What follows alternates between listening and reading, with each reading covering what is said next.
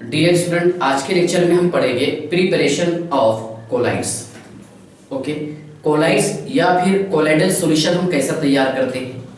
इसमें preparation number 1 है by chemical method. Chemical method का यूज करके हम कोलाइड्स कैसे तैयार करेंगे, सुनिए आप ध्यान से। एग्जांपल नंबर 1 ये है बेटा AS2O3 आर्सेनिक ऑक्साइड। इसका रिएक्शन करवाया हूं मैंने हाइड्रोजन सल्फाइड के साथ। क्या होगा इसमें, यहां होगा sir double decomposition. Okay, double decomposition होगा इस रिएक्शन में। ठीक है, तैयार होगा इसमें AS2S3 plus thrice H2O। Yes sir, तो सिंपल सी बात है, यहां आपको 3 मोल लेना है क्योंकि 3 सल्फर बैलेंस करना था। Yes, 6 hydrogen 3 oxygen thrice H2O by product. तो ये रहेगा बेटा सोल। क्या रहेगा, सोल। ओके, चलिए सेकंड एग्जांपल ध्यान से देखिए। हाँ, सेकंड एग्जांपल देखिए आप ध्यान से। FeCl3 ferric chloride. Ferric chloride का जब हम हाइड्रोलाइसिस करते हैं, क्या करेंगे, इसका हाइड्रोलाइसिस करेंगे सर हम। ओके, तो ये हमें देता है FeOH/3 plus 6 mole of HCl। तो सिंपल सी बात है, यहां पर आपको इसके 3 मोल इसलिए हमने लिए, सुनिए 3 मोल से क्या ये बैलेंस होगा, देखिए, और 3 मोल से शायद बैलेंस नहीं होगा। एक काम करते हैं, इसके हम 2 मोल लेते हैं। चलिए 2, Cl कितने बेटा 6 और हाइड्रोजन कितने हो गए इसमें 6 हो गए सर। तो यहां पर आपको 6 मोल लेना पड़ेगा। कितने मोल, 6। Yes sir, okay, yes sir, balance हो गया। या फिर 3 मोल से बैलेंस हो जाता। Yes 3, yes sir, 3H 3Cl thrice HCl ये बाय प्रोडक्ट और FeOH/3। यस सर, बैलेंस हो गया। ओके, हालांकि यहां मैंने 2 मोल इधर 6 मोल, ये एक थ्योरेटिकल प्रॉपर्टी होती है इक्वेशन बैलेंस करने के लिए। ठीक है, चलिए, तो ये है बेटा फेरिक हाइड्रोक्साइड। यस सर, ठीक है, ये क्या तैयार कर दिया इसने, सोल तैयार कर दिया। यस सर, ठीक है। हाँ, थर्ड एग्जांपल आप ध्यान से देखिएगा। क्या, सल्फर डाइऑक्साइड और यहां लिखे हमने H2S। तो H2S का होगा ऑक्सीडेशन। H2S का क्या होगा बताइए आप सर, ऑक्सीडेशन होगा। ओके, ये देगा हमें 3 mole of sulphur plus twice H2O। Yes, balance equation. Yes, 2 oxygen balance, 4 hydrogen balance, 3 sulphur, और ये है बेटा sol. Okay, next AuCl3 gold. Okay, इसका रिएक्शन करवाएंगे हम HCHO के साथ प्लस H2O। यस सर, और यहां पर गोल्ड का होगा रिडक्शन। गोल्ड का क्या होगा, रिडक्शन होगा सर। यस, चलिए मैं एक काम करता हूं, हम देखिए इक्वेशन को कैसा बैलेंस करते हैं। ये हमें देगा gold Au plus HCOOH plus okay HCl। ठीक है, यहां मैं 3 मोल लेता हूं। कितने H हो गए बेटा, 6 हो गए। तो यहाँ पर हमें 2 मोल लेना पड़ेगा। जब 6H और ये 6Cl 6HCl ये बैलेंस हो गए सर। Yes sir, okay. अब इसके बाद ध्यान से देखिएगा, ऑक्सीजन कितने बढ़ गए, यहाँ पर 3 बढ़ गए सर, ये ऑक्सीडेशन हुआ था, है ना इसका। ओके, और गोल्ड का क्या हुआ, रिडक्शन हुआ, और 3 मोल ये क्या, ये बैलेंस है। यस सर, 2 Au ये सोल बना लिया इसने, बैलेंस हो गया। Yes sir, 6Cl balance, H कितने यहाँ पर 6, ये 6 बैलेंस, यहाँ पर 6, ये 6 बैलेंस, ऑक्सीजन कितने 3 + 3 6, ये बैलेंस। यस सर, ओके, क्या बन गया यहाँ पर, सोल बन गया। ओके, तो ध्यान से देखिए, केमिकल मेथड से हम सोल तैयार कर सकते हैं जिसके 4 अलग अलग डिफरेंट मेथड है। यस सर, ओके, याद रखेंगे आप। ठीक है, सेकंड पॉइंट ध्यान से देखिए। सेकंड इसमें बाय इलेक्ट्रिकल डिसइंटीग्रेशन मेथड, जिसे हम कहते हैं ब्रेडिक्स आर्क मेथड। ठीक है, ध्यान से देखिए आप, ब्रेडिक्स आर्क मेथड। सुनिए, preparation number second, preparation of colloid. Okay, Bredig's arc method, Bredig's arc method और इलेक्ट्रिकल डिसइंटीग्रेशन डिसइंटीग्रेशन मेथड। सुनिए आप ध्यान से। प्रिपरेशन नंबर सेकंड है ब्रेडिक्स आर्क मेथड और इलेक्ट्रिकल डिसइंटीग्रेशन मेथड। ठीक है ना, ध्यान से देखिए, यहां पर मैंने एक चैम्बर का यूज किया हूं। सुनिए आप, एक चैम्बर का हमने यूज किए हैं। यस सर, ओके, सुनिए ध्यान से। यस सर, ठीक है ना। और इस चैम्बर में हमने कुछ डिस्पर्जन मीडियम डाल दिए हैं। सुनिए, ये एक चैम्बर है। यस सर, ठीक है। पहले एक आउटर चैम्बर का मैंने यूज किया हूं। ठीक है, यहां पर है आइस बात। सुनिए, यहां पर हमने आइस के कुछ ऐसे पीसेस लगा दिए हैं। क्यों लगाए हैं, ध्यान से देखिएगा। पूरा मेथड समझाने के बाद में आपको इन डिटेल समझ में आ जाएगा। यस सर, ये है बेटा, ध्यान से देखिए, आइस बात। ओके, ये आइस बात है।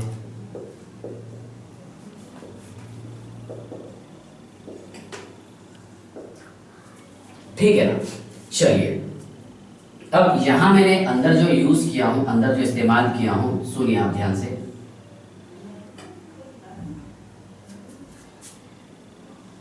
ये 2 इलेक्ट्रोड है और यहां पर ये है टिप ऑफ इलेक्ट्रोड।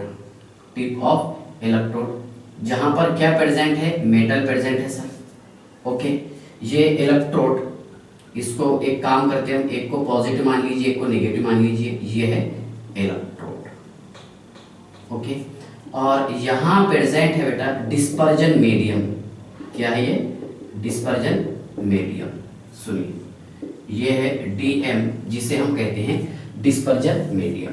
सुनिए आप, इलेक्ट्रिकल डिसइंटीग्रेशन मेथड। ठीक है, ध्यान से देखिए, क्या इस मेथड में हम लीस्ट रिएक्टिव मेटल का कोलाइडल सॉल्यूशन तैयार करते हैं। ओके, यहां पर क्या यूज किया मैंने, tip of electrode. Okay, tip of electrode पर क्या है बताइए आप, यहां पर यह है सर मेटल का एक पीस, एक बड़ा सा टुकड़ा है। ओके, तो ध्यान से देखिए, दिस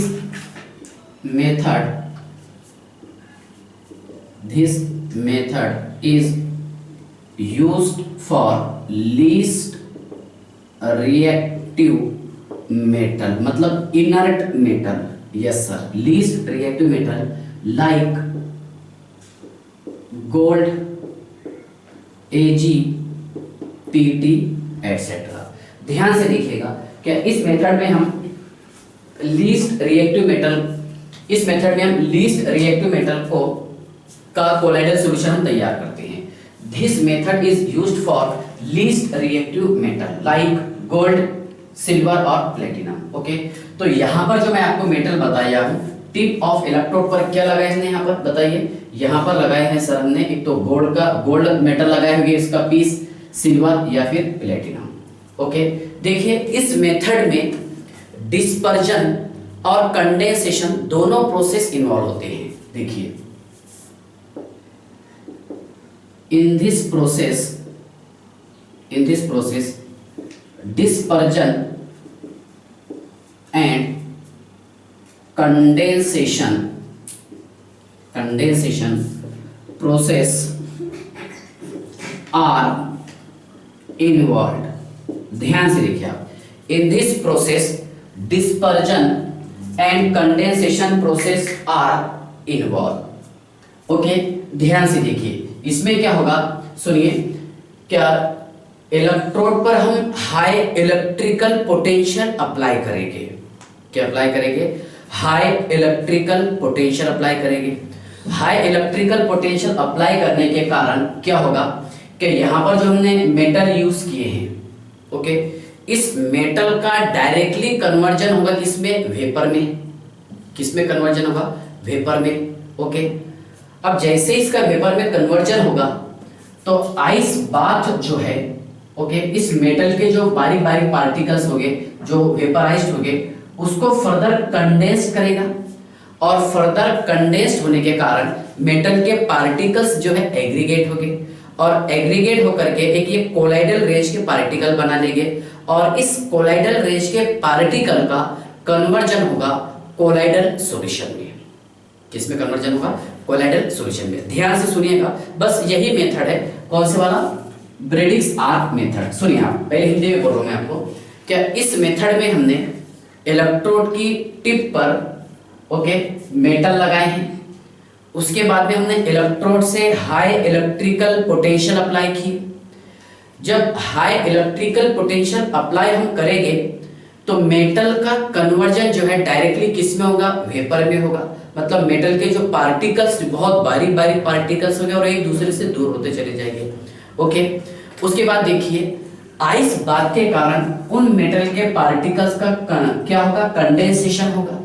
ओके, जिसके कारण मेटल के पार्टिकल्स जो है एग्रीगेट होंगे और ऐसे नजदीक आएंगे क्या इन पार्टिकल्स का साइज जो है, जो रेंज है, वो कोलाइडल पार्टिकल के इतना हो जाएगा। ओके, जैसे ही इनका रेंज कोलाइडल पार्टिकल्स के इतना हो जाएगा तो फर्दर ये कन्वर्ट हो जाएगा किसमें? कोलाइडल सॉल्यूशन में। ओके, और इससे ये तैयार करेगा लायोफोबिक सोल। क्या तैयार करेगा? Lyophobic sol. तो सुनिए, इट फॉर्म लायोफोबिक सोल। सुनिए आप ध्यान से, it form lyophobic sol. Okay, ध्यान से देखिए आप। अब ये मेथड क्या है? सुनिए, in this method metal immersed in dispersion medium। Yes, इस मेथड में हमने डिस्पर्जन मीडियम, देखो मेटल को कहां पर इमर्स करे हैं? डिस्पर्जन मीडियम में। ओके, उसके आगे देखिए, metal placed at the tip of electrode. Okay, metal को कहां पर रखे हमने? At the tip of electrode. Okay, then high electrical potential is applied, then high electrical potential is applied through electrode. Electrode के through हमने क्या किए हैं? यहाँ पर हाई इलेक्ट्रिकल पोटेंशियल अप्लाई किए हैं। Okay, therefore metal gets vaporized। इसके कारण क्या होगा? मेटल जो है वेपराइज्ड होगा। Okay, therefore metal gets vaporized। Okay, आगे देखिए, due to ice bath, metal get aggregated in the range of colloidal particles, so it form colloidal solution। बहुत सिंपल है, ध्यान से देखिए। अब ऐसा जरूरी नहीं है कि जैसे मैंने आपको लिखा के दिया हूं तो ऐसे आपको लिख के आना चाहिए। बस मेथड आपको ध्यान रखना है कि यहाँ पर मैंने एक चैम्बर का यूज किया हूँ। ओके, इस बड़े से चैम्बर में मैंने क्या डाल के रखा हूँ? Ice bath. Yes sir. और एक अंदर छोटा चैम्बर हमने यूज किए हैं। यस सर, जिसके अंदर हमने इलेक्ट्रोड को डोप किए। ओके, और इलेक्ट्रोड के टिप पर क्या रखे हैं? मेटल रखे हैं। इसको हमने इमर्स किए हैं किसमें? डिस्पर्जन मीडियम में। उसके बाद में हमने हाई इलेक्ट्रिकल पोटेंशियल अप्लाई किए। जैसे ही हम हाई इलेक्ट्रिकल पोटेंशियल अप्लाई करेंगे तो मेटल के जो पार्टिकल्स है, ओके, सॉलिड मेटल के जो पार्टिकल्स है, ये कहां पर कन्वर्ट हो गए? वेपर में कन्वर्ट हो गए, वेपराइज्ड हो गए। ओके, फर्दर आइस बाथ के कारण इनका कंडेंसेशन होगा, और जैसे ही मेटल के पार्टिकल्स का कंडेंसेशन होगा तो मेटल के पार्टिकल्स जो है एक दूसरे से नजदीक आने लगेंगे, एग्रीगेट होने लगेंगे। ओके, और ये मेटल के पार्टिकल ऐसे एग्रीगेट होगी कि इनका रेंज कहां तक क्या आ जाएगा, कोलाइडल पार्टिकल्स के रेंज में आ जाएंगे, मतलब 1 नैनोमीटर से लेकर के 1000 नैनोमीटर तक के। ओके, और इसके बाद में ये तैयार कर देंगे colloidal solution, so it form colloidal solution. Okay, यहां तक के समझ में आ गया। मतलब यहां पर देखिए मेटल, अगर मैं मेटल की एग्जांपल लिखता हूं गोल्ड, ओके, तो सॉलिड का कन्वर्जन पहले किस में करेंगे हम, बताइए आप, वेपर में करेंगे, वेपराइज्ड हो जाएगा कौन, गोल्ड। फर्दर कंडेंसेशन जब हम करेंगे, ओके, कंडेंसेशन करने पर ये तैयार कर देगा कोलाइडल पार्टिकल्स। क्या तैयार करेगा, कोलाइडल पार्टिकल, और यही कोलाइडल पार्टिकल का कन्वर्जन होगा किसमें, कोलाइडल सॉल्यूशन में। यस, ओके, तो समझ में आ गया होगा आपको, आई होप। यस, चलिए आप इसका स्क्रीनशॉट निकाल लीजिए। इसके बाद ध्यान से देखिए, नेक्स्ट टॉपिक है इसमें, सुनिए, पेप्टाइजेशन, पेप्टाइजेशन मेथड। ओके, सुनिए, पेप्टाइजेशन मेथड। अच्छा, हमें तैयार क्या करना है सर, हमें तैयार करना है कोलाइडल सॉल्यूशन। यस सर, तो यहां पर कोलाइडल सॉल्यूशन हम तैयार करेंगे किससे, बाय फ्रेशली पीपीटी। सुनिए, पेप्टाइजेशन मेथड, ठीक है, ध्यान से देखिएगा। थर्ड है इसमें पेप्टाइजेशन मेथड। ओके, सुनिए आप, इस मेथड में हम फ्रेशली प्रिपेयर्ड प्रिसिपिटेट का कन्वर्जन करते हैं कोलाइडल सॉल्यूशन में। सुनिए आप ध्यान से, in this method freshly prepared precipitate solution converted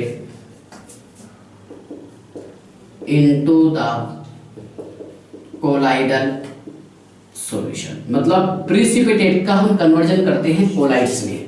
okay, ध्यान से देखिए, अब हमारा उद्देश्य और मकसद क्या है, क्या कोलाइड्स को तैयार करना। तो कोलाइड्स तैयार करने का एक थर्ड मेथड है पेप्टाइजेशन मेथड। इस मेथड में हम प्रिसिपिटेट का कन्वर्जन करते हैं किसमें, कोलाइड्स में। किसमें कन्वर्जन करेंगे, कोलाइड्स में। यस, चलिए ध्यान से देखिएगा ये मेथड कैसा होगा। सुनिए आप, समझ लीजिए, मैंने यहाँ पर एक कंटेनर का इस्तेमाल किया हूँ, मैंने यहाँ एक कंटेनर यूज किया हूँ। ओके, चलिए ध्यान से देखिए, और यहां पर प्रिसिपिटेट है, freshly prepared,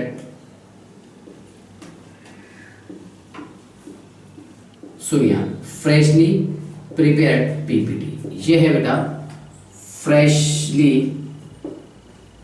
prepared precipitate. Okay, इसको हमने किस में डाल के रखे हैं, इसको रखे है सर हमने डिस्पर्जन मीडियम में।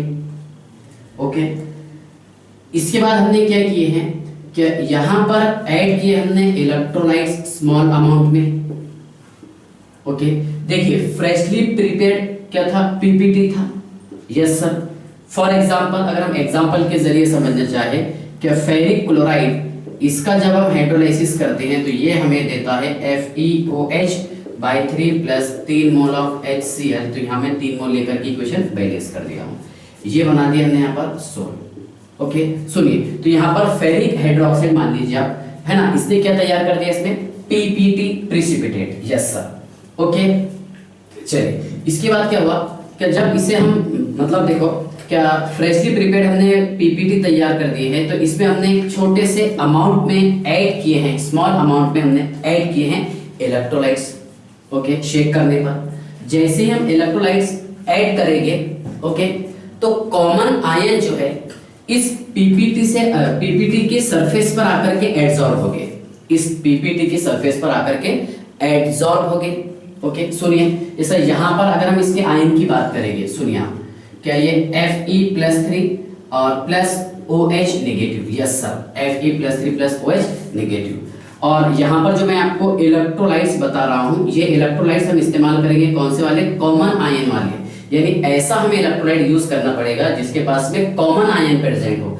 जैसा अगर मैं यहाँ यूज करूंगा FeCl3, तो ये हमें देगा Fe+3। तो ये Fe+3 इस PPT के Fe+3 की सरफेस पर आकर के एड्सॉर्ब होगा और सेम चार्ज होने के कारण, ओके, सेम चार्ज होने के कारण ये एक दूसरे को रिपेल करेंगे।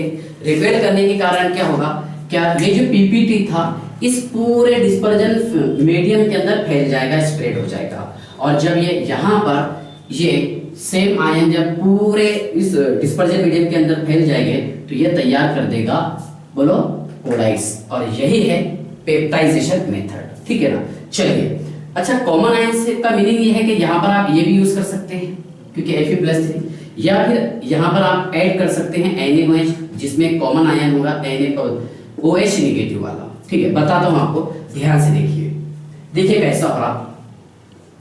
मान लीजिए क्या यहां पर मैंने यूज किया हूं Fe+3,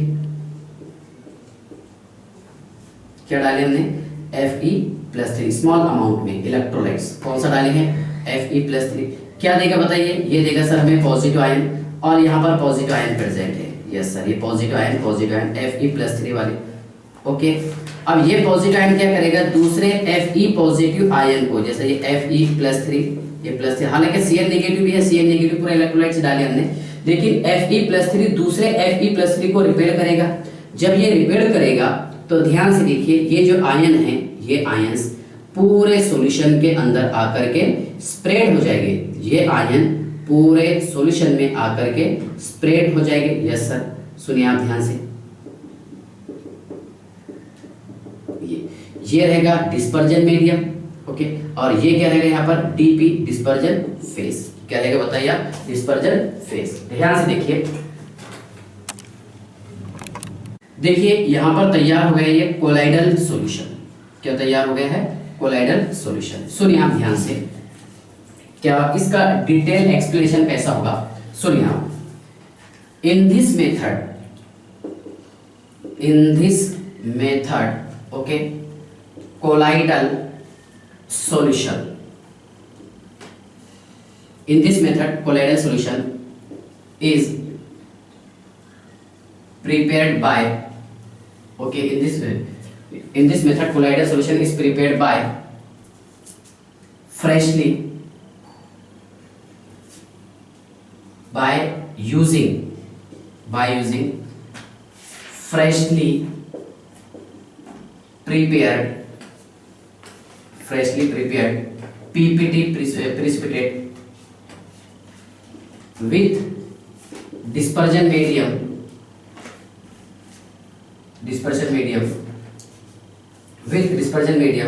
and shake with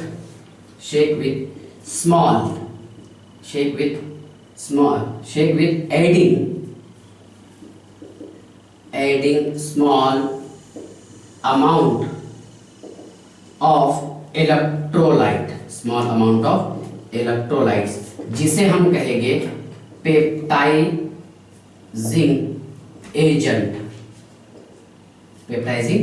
agent, okay. ध्यान से देखिए, सुनिए, इस मेथड में हमने कोलाइडल सॉल्यूशन कैसा तैयार किया और हमें कैसा तैयार करना है। देखिए, क्या यहाँ पर फ्रेशली प्रिपेयर्ड है ना प्रिसिपिटेट को हमने शेक किए हैं, किसके साथ में, डिस्पर्जन मीडियम के साथ में शेक किए, ओके। जब यहाँ पर हम इसको डिस्पर्जन मीडियम के साथ में शेक करेंगे तो उसके बाद में हमें स्मॉल अमाउंट में, ओके, इलेक्ट्रोलाइट्स ऐड करना है, क्या ऐड करना है, स्मॉल अमाउंट में इलेक्ट्रोलाइट्स ऐड करना है, ओके। तो जो इलेक्ट्रोलाइट्स हम यूज करेंगे उसे कहते हैं पेप्टाइजिंग एजेंट, क्या बोलेंगे, पेप्टाइजिंग एजेंट, ओके। तो इसके कारण क्या होगा, देखिए, क्या इलेक्ट्रोलाइट्स के पास या फिर पेप्टाइजिंग एजेंट के पास कॉमन आयन होंगे, क्या होंगे, कॉमन आयन। तो ये कॉमन आयन जो है, चाहे तो यहाँ पर हम NaOH यूज कर सकते हैं या फिर FeCl3 यूज कर सकते हैं, अगर उस एग्जांपल के हिसाब से देखेंगे तो, ओके। तो देखो यहाँ पर ये Fe+3 जो है, मतलब ये एड्सॉर्ब होगा ऑन द सरफेस ऑफ, किसकी सरफेस पर, FeOH/3 की सरफेस पर, यस सर।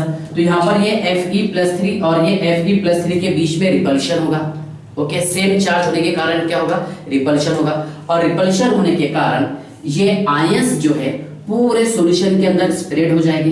जब ये आयन पूरे सॉल्यूशन के अंदर स्प्रेड हो गए तो ये तैयार करेंगे कोलाइडल सॉल्यूशन। क्या तैयार करेंगे? Colloidal solution. तो ध्यान से देखिए, ये पॉइंट आपको यहाँ तक के समझ में आ गया होगा। Yes sir. अगर मैं यहाँ पर FeCl3 यूज किया तो Fe+3 और ये Fe+3 के बीच में क्या होगा? इसके बीच में सर रिपल्शन होगा। यस। अगर मैं NaOH यूज करता था तो यहाँ पर ये OH नेगेटिव और ये OH नेगेटिव आयन के बीच में रिपल्शन होता था, तो यहाँ पर नेगेटिव आयन हमें स्प्रेड हुए दिखाई देते थे। ओके, चलिए ध्यान से देखिए, सुनिए, आगे का पॉइंट समझ लीजिए। ये तो समझ में आ गया आपको कैसा तैयार हुआ? Yes sir. हाँ, इसके बाद देखिए, the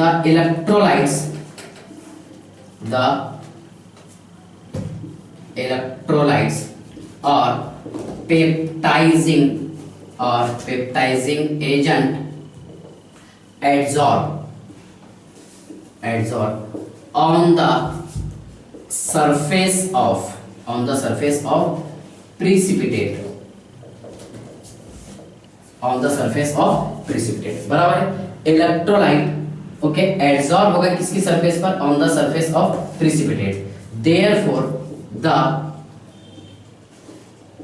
common ion of electrolytes and freshly prepared. अच्छा, कॉमन आयन कौन से हो सकते हैं इसमें? कॉमन आयन हो सकते हैं, it may be positive negative. Therefore the common ion of electrolyte, okay ये रोक देते हैं, कॉमन आयन आइदर पॉजिटिव और negative, okay, of electrolyte freshly, देखिए the common ion either positive और negative, okay, of electrolyte and freshly prepared of PPT and freshly prepared PPT, okay, due to